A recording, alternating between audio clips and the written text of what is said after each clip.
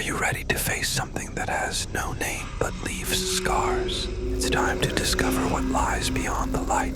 Only if you are ready to face the deepest horror should you step inside. We're opening doors to a world where every rustle hides a dreadful secret, and every step might be your last. What evil lurks behind these walls? What dark forces awaken in the night's silence? What happens when your deepest fears begin to haunt your consciousness? Leave all hope and comfort behind. Turn on the light if you dare, and be ready to discover what hides in the darkest corners of your fear.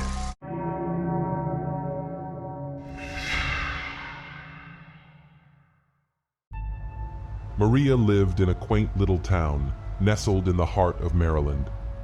Her days began with the soft light of dawn filtering through her bedroom window. She would rise early to the sound of birds chirping outside, a gentle reminder of the world awakening around her. Each morning unfolded like the previous one, filled with simple tasks that brought her comfort. She would brew a pot of coffee and step onto her porch, savoring the crisp morning air as she gazed at the lush greenery surrounding her home. The town itself was a tight-knit community where everyone knew each other's names. Children played in the streets, while neighbors exchanged friendly greetings. However, beneath the surface of this idyllic life lay whispers of unease. The Devil's Bridge, a nearby structure that connected two sides of the forested area, was the subject of many hushed conversations. Rumors circulated about eerie sounds echoing through the night, and tales of those who had crossed the bridge only to vanish without a trace.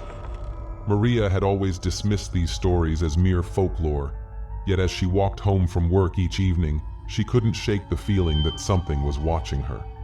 The trees lining the path to her home seemed to lean in closer as dusk fell, their shadows stretching like fingers reaching out. Occasionally, she would catch a glimpse of something darting between the trunks, causing her heart to race. Despite the tranquility of her surroundings, a subtle tension hung in the air.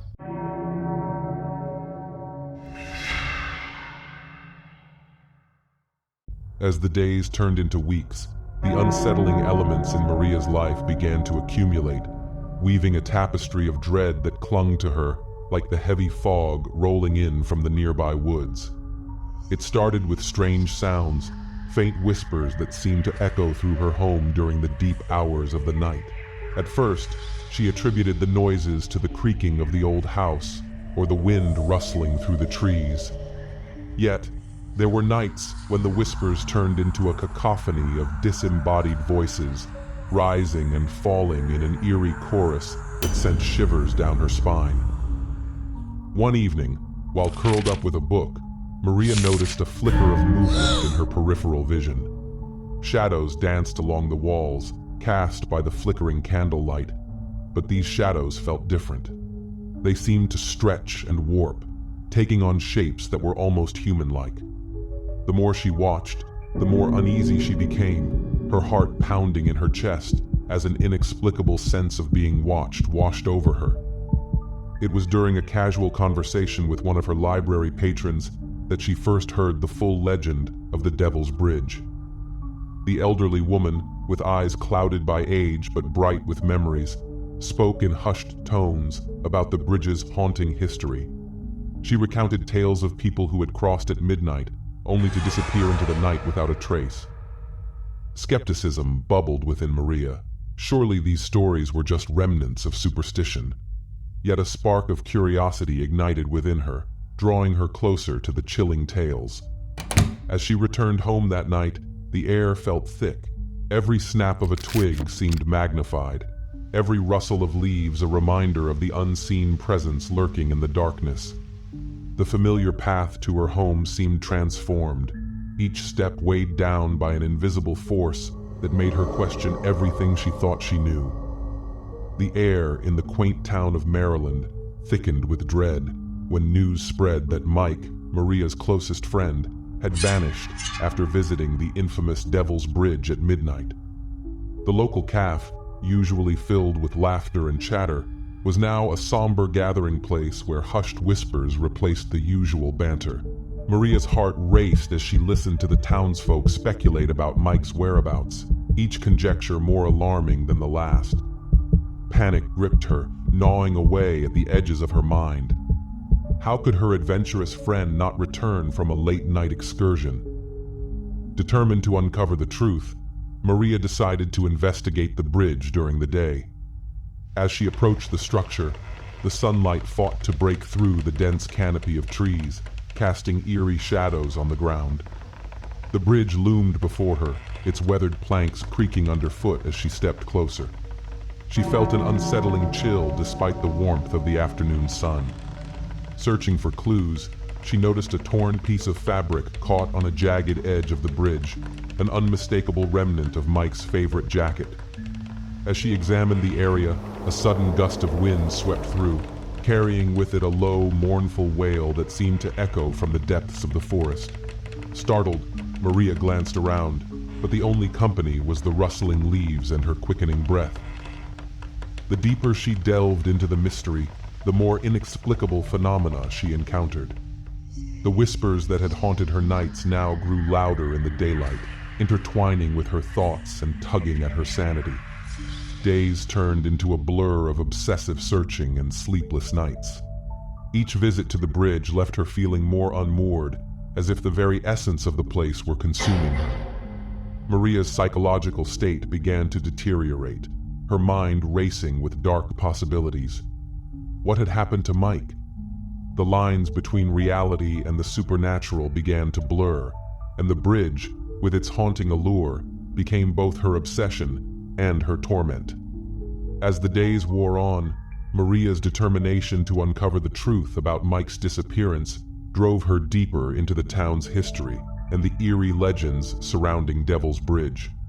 Each tale she recounted felt like a thread woven into a sinister tapestry, revealing a pattern that sent chills down Maria's spine.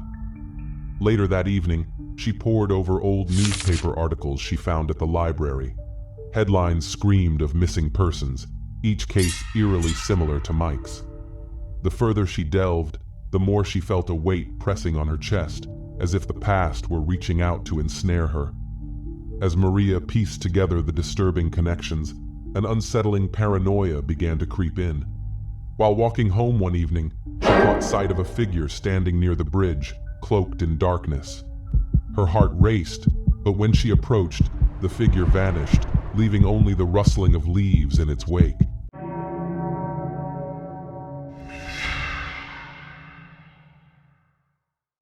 As midnight approached, Maria felt an irresistible pull towards Devil's Bridge. The forest loomed dark and oppressive around her, branches twisting like gnarled fingers reaching for her. The air felt heavy, thick with anticipation. Each step she took was a battle against the urge to flee, yet the thought of Mike held her firm. The bridge appeared ahead, shrouded in an unnatural gloom. Moonlight barely penetrated the canopy, casting long, haunting shadows that seemed to writhe. A chill settled in her bones as she stepped onto the wooden planks, each creak beneath her feet sounding like a warning.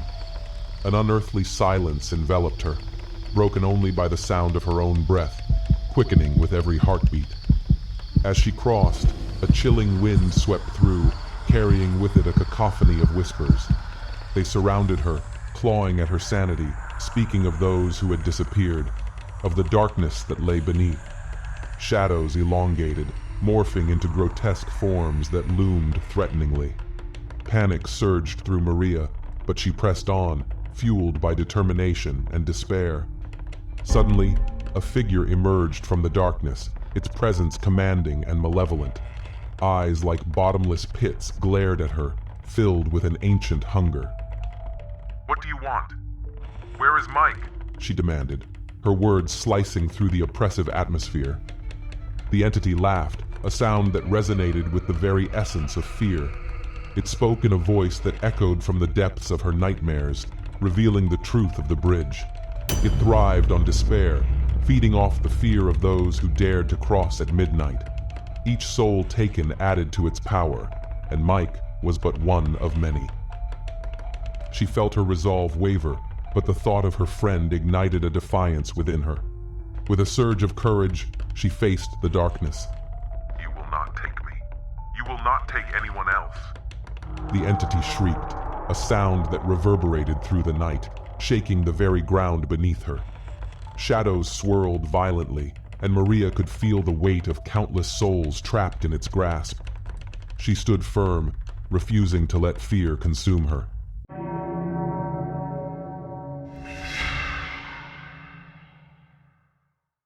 As dawn broke over the horizon, the malevolent force had retreated. She felt as though she had not only saved herself, but had also reclaimed the lost souls, including her dear friend, Mike. The reunion with Mike was nothing short of miraculous. He emerged from the darkened woods, bewildered but unharmed, as if the shadows had released their grip on him at last. Maria embraced him tightly, tears of relief streaming down her cheeks as the warmth of their friendship enveloped them. They returned to town together, welcomed by the astonished faces of their friends and neighbors. The cafe buzzed with life once more, laughter filling the air as stories of their ordeal spread like wildfire, transforming fear into tales of bravery and resilience. Yet, as the days went by, an inexplicable unease settled over Maria's heart. The town returned to its routine, yet the whispers of the bridge lingered in her mind. At night, when the world around her fell silent, she could still hear echoes of the entity's chilling laughter, as though it had woven itself into the very fabric of her being. Mike, once exuberant and full of life, seemed to carry a shadow of the bridge within him, moments of distraction shadowing his eyes. The town's laughter felt hollow, and Maria found herself glancing nervously at the woods, as if expecting the darkness to reclaim what it had lost. Each night, she would sit on her porch, staring into the depths of the forest, questioning if the battle was truly over or if the bridge still held dark secrets, waiting patiently for the next soul to cross its threshold. Days turned into weeks, and as Maria settled into a false sense of security, the unease began to morph into something far more sinister. She had faced the darkness at Devil's Bridge and emerged victorious, or so she believed. One evening, Maria stumbled across a forgotten journal in the attic, its pages filled with the frenzied scrawls of someone tormented by the bridge's curse. The handwriting revealed stories of lost souls who had crossed at midnight, each entry ending abruptly, as if the writer had been snatched away in the midst of their thoughts. A chill raced down her spine as she recognized a familiar name scrawled across one of the pages: Mike. Panic gripped her as she flipped through the pages frantically. The entries detailed a sense of entrapment, a realization that the writer had never truly escaped the bridge's grasp. Maria felt a sickening sensation wash over her. What if she hadn't really saved Mike? What if, in confronting the malevolent entity, she had merely awakened something deeper, something that now lay in wait? Days later, Maria began to notice disturbing changes in her surroundings. Objects shifted in her home doors, creaked open when no one was there. Most alarming of all was Mike. His laughter no longer rang with the same vibrancy. Shadowy moments flickered across his face, and he often stared into the distance, as if listening to something just out of reach. Desperation clawed at her as Maria ventured back to the library, seeking more information about the bridge's history. She pored over old records and letters, uncovering a chilling pattern. Those who had crossed the bridge did not merely vanish, they were bound to it, trapped in a cycle of despair that repeated endlessly. A creeping dread settled into her bones. The bridge had not just taken Mike, it had taken her too. The realization sent a wave of nausea through her as she felt the shadows close in around her, suffocating her with the knowledge that their fight against the darkness was far from over. A powerful, undeniable force had followed them home, lurking just outside the periphery of their existence, waiting for the perfect moment to reclaim what it had lost. As twilight descended upon the town, the air thickened with an unsettling quiet. Maria sat on her porch, the familiar creak of the swing beneath her, a haunting reminder of the life she once knew. Shadows draped over the streets, swallowing the last remnants of daylight. The chilling laughter echoing like a sinister lullaby. She glanced over at Mike, who stood at the edge of the yard, his gaze fixed on the darkened tree line that bordered the forest. The wind picked up, rustling the leaves with a whisper that seemed to call her name. An inexplicable urge tugged at her, urging her to return to the bridge, to confront the darkness once more. But why? Was it the bridge that sought her, or had she unwittingly become part of its twisted legacy? The questions swirled in her mind like a tempest, each one more disturbing than the last. Suddenly, the ground beneath her felt alive, a tremor that resonated deep within her bones. She bolted upright, her heart racing as she turned to Mike.